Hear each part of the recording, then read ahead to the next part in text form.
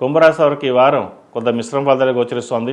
పంచమ అష్టమాధిపతి అయిన బుధుడు జన్మరాశిలో, చతుర్థ భాగ్యాధిపతి అయిన శుక్రుడు జన్మరాశిలో, అదేవిధంగా జన్మరాశిలో రాహు సంచారం. కష్టానికి ప్రతిఫలం వృత్తి ఉద్యోగంలో కానీ వ్యాపారం కానీ తక్కువగా ఉంటుంది.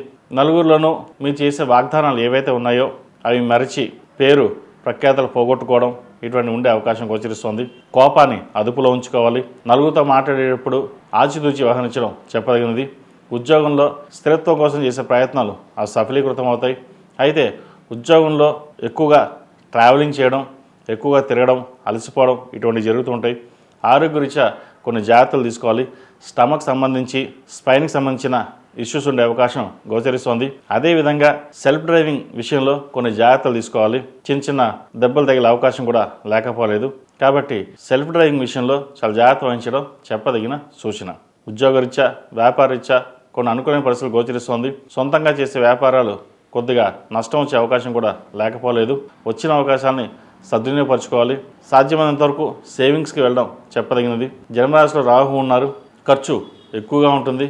మనం ఎంత ఖర్చు అంటే రూపాయికి 4 రూపాయలు ఖర్చు చేస్తాం. ఈరోజు బాగున్నాం, ఖర్చు పెట్టేద్దాం కదా అని అనుకుంటారు.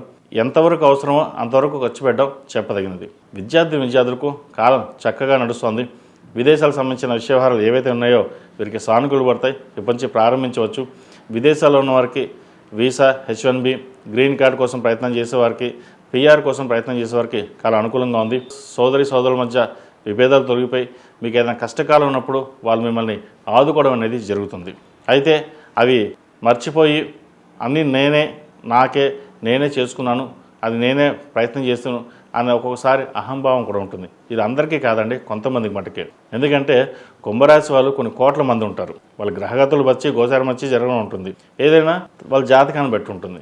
కాబట్టి చెప్పే ఫలితాలు ఏవైతే ఉన్నాయో కొంతమందికి వర్తిస్తాయి, కొంతమందికి వర్తించవు. అంతే తప్ప ఇది నాకు కాదు, ఇది నాకు ఇలాగే ఉంది, లేదా ఇలా ఉంటుంది, నాకు అవ్వలేదు అన్న ఒక్కసారి అనుకుంటుంటారు. కాబట్టి ఏదైనా చెప్పేది జాతక ఫలితం, గోచార ఫలితం, ఈ వార ఫలితం చెప్పడం సూచనాప్రాయంగా ఉంటుంది.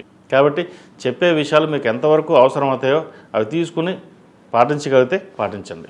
ఈ రాశివారు ప్రతిరోజు ప్రతినిత్యం శని స్తోత్రం, అదేవిధంగా దక్షిణామూర్తి స్తోత్రాన్ని పఠించడం చెప్పదగినది. అఘోర పశుపతి హోమం చేయించుకోవడం చెప్పదగిన సూచన. ఈ రాశిలో జన్మించిన వారికి కలిసి వచ్చే సంఖ్య 2, కలిసి వచ్చే రంగు నావీ బ్లూ. ఏదైనా పని మీద బయటకు వెళ్ళినప్పుడు ఆదివారం కానీ బుధవారాన్ని కానీ వెళ్ళండి, మంచి ఫలితాలు సంప్రాప్తిస్తాయి.